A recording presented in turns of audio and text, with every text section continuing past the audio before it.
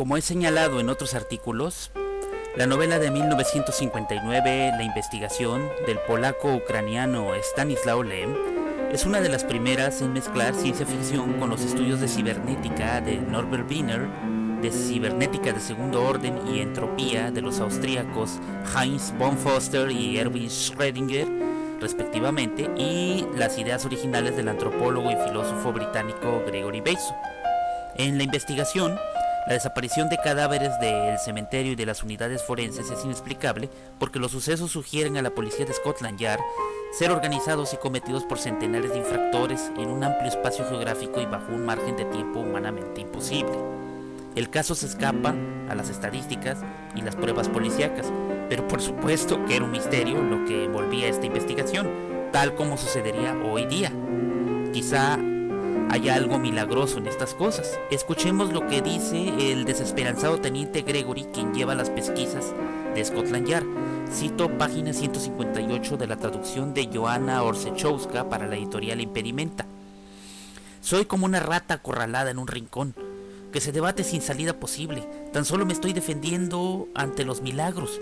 Si seguimos desarrollando hipótesis de este tipo, podemos alcanzar acuerdos en todo. Que digamos, por ejemplo, que las intervenciones del factor X se repiten periódicamente, espaciadas en el tiempo, que el último descenso de la morbilidad por cáncer se produjo hace aproximadamente 2000 años y no en Inglaterra sino en Asia Menor, y por lo tanto que por aquel entonces se produjeron algunas resurrecciones, Lázaro, ya sabe, y alguno más. Si nos tomáramos en serio de vez en cuando estas historias, la tierra se abriría bajo nuestros pies, el suelo se tornaría gelatinoso, la gente podría empezar a aparecer y desaparecer, y la policía tendría que deshacerse de sus uniformes cuanto antes. Nuestra obligación es encontrar al culpable, y si la serie realmente se ha cerrado, entonces todo lo ocurrido se alejaría en la línea del tiempo, dejándonos apenas unas cuantas formas de yeso y un puñado de testimonios, no demasiado coherentes, sobre operarios en las salas de disección y enterradores. ¿Qué podríamos hacer con todo ello? Lo único que nos queda es concentrarlos en el posible regreso de los cuerpos. Fin de la cita. A lo largo de la novela es clara una fuerza o factor X, porque es claro que este fenómeno se escapa a las estadísticas y las regularidades científicas. Pues eso es precisamente lo que el teórico Gregory Bateson advirtió en sus trabajos. La ciencia nunca prueba nada. Bateson demostró que lo cuantitativo, uno de los pilares recios del pensamiento occidental, es contrario al orden natural. De ahí que no sea casualidad que en la novela de Stanislaw Lem, cuando lo fáctico se agote como explicación, los detectives empiecen a considerar factores esencialistas, incluso obra de algún tipo de espíritu, véase la página 176, que regula o autorregula el proceso desapercibido por el hombre.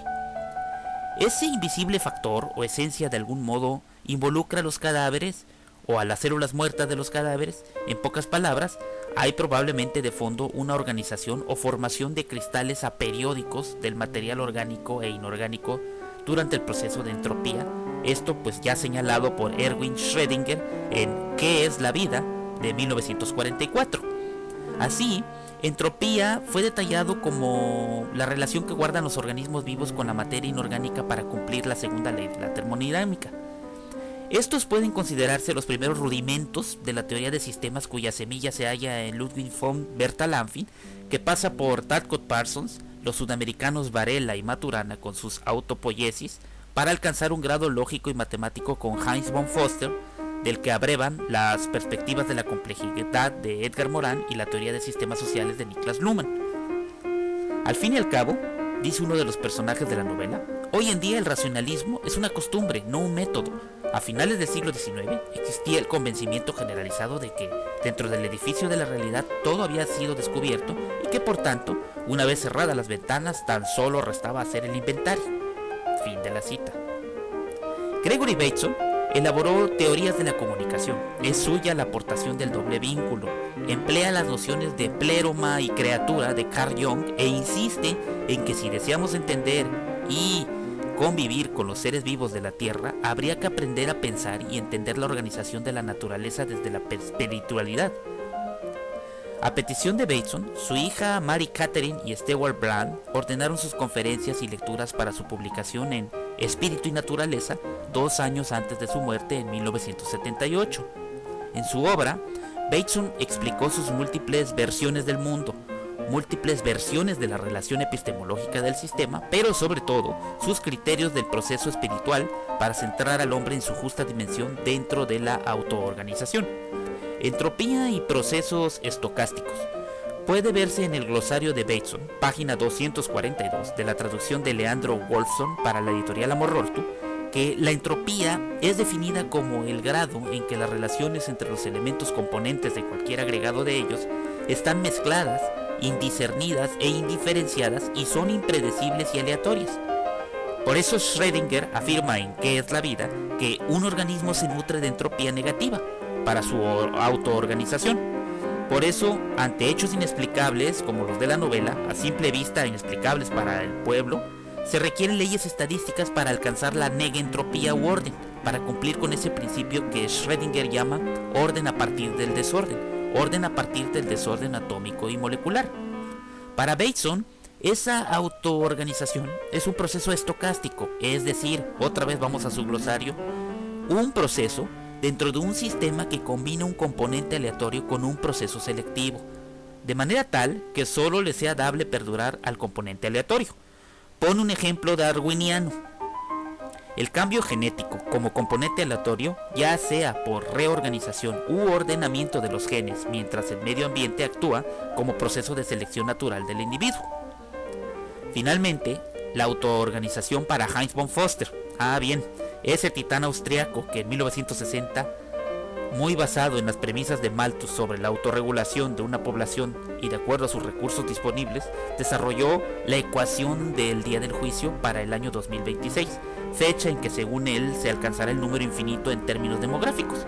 Pues bien, von Foster continúa la ilustrativa y no por eso menos divertida tradición del daimon en forma de alma que inspiró a Sócrates a reflexionar la virtud, la de aquel genio maligno hostigando a Descartes, rebatiendo su cogito, la del demonio de James Maxwell metido en la caja separando moléculas para chafar su segunda ley de termodinámica. Bueno, von Foster trae dos demonios para demostrar que la noción de orden es relativa y por ello la negentropía no debería tomarse como absoluta para satisfacer como equilibrio u orden de un sistema a cualquier investigación. Además explica en su conferencia sobre sistemas autoorganizadores y sus ambientes, dictada en 1960, que el aspecto aleatorio e impredecible de la entropía cambiará cuando ciertos elementos del sistema posean propiedades que, mutatis mutandis, faciliten el incremento de probabilidad hacia el equilibrio u orden. La distribución de probabilidades, dijo, cambiará de forma constante y así entonces la entropía del sistema para su autorregulación. Por ello, von Foster asegura que mientras el demonio interno, uno de sus demonios, estará ocupado inflando globos para cambiar la distribución y probabilidad en la entropía disminuya, el demonio externo deberá estar de guardia en el sistema para admitir solo elementos que satisfagan la entropía interna estable. En fin, este es el panorama que, grosso modo, se vislumbra dentro de las teorías de los sistemas, teoría de sistemas sociales, y que es tomada por Stanislaw Lem. La música que se escucha de fondo es una música de producto de Johann Sebastian Bach. Se trata de una tocata que comenzó en forma de adagio y ahora está terminando en una fuga.